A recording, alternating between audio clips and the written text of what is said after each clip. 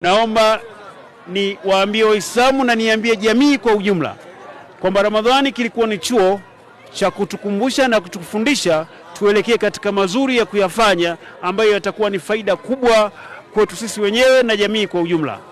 Miongoni mwa hayo ni maadili mema, na miongoni mwa hayo ni kuepukana na uhalifu na vitendo vyote vibaya vya kiuhalifu, iwe vya kuharibu mali za watu, kudhulumu mali za watu, kuwaibia watu na kuwadhuru wengine.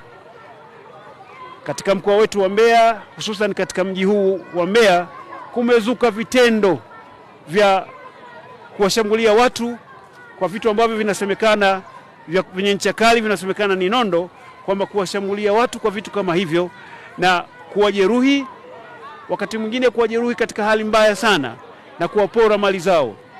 Tabia hiyo sio nzuri, na wito wangu ni kwamba mwezi wa Ramadhani Mwenyezi Mungu amesema ni uongofu kwa watu, sio kwa Waislamu. Shahru Ramadhan alladhi unzila fihi alquran, mwezi wa Ramadhani ambao imeshushwa ndani yake Qur'an, hudan linnasi wa bayinati min alhuda wal furqan, ni uongofu kwa watu na ubainifu kwa uongofu, kati ya uongofu na batili.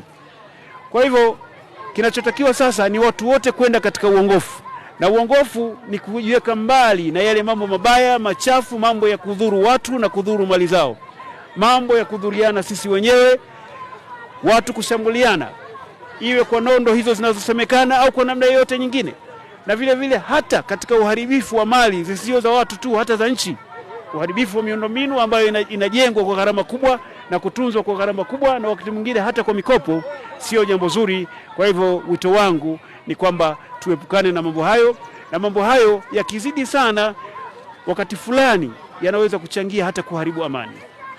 Kwa hivyo tuepukane na vitu vyote vile vibaya ambavyo sio viashiria vizuri, ni vitu ambavyo vinaweza kupeleka katika hali ambayo sio nzuri, vikatuvurugia utulivu, mshikamano wetu na amani tulionayo. Watoto sasa hivi wamekuwa na mihemuko, wamekuwa wanafata makundi.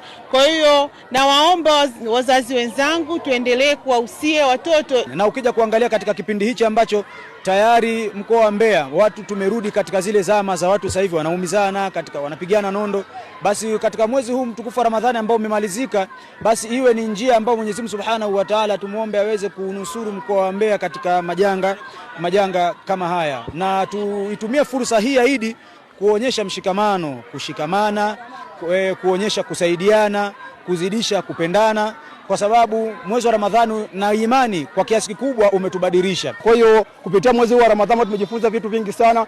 Tunapenda kuhasa watu wote sana tuweze kuishi katika maisha ambayo tumeishi mwezi wa Ramadhani, ambapo tumeishi katika hali ya amani na usalama. Hivi tuweze kuendelea katika miezi yote mingine, tusiweze kuingia katika makundi ambayo yanapelekea itirafu katika nchi yetu. Tunapenda nchi yetu iishi kwa amani, na tunahasa sana vijana wote tuishi katika hali ya amani na usalama. Kwa hiyo hii inaashiria tukiweza kuishi kama tulivyoishi kwenye mwezi wa Ramadhani, tunaweza tukaleta amani kwenye nchi yetu.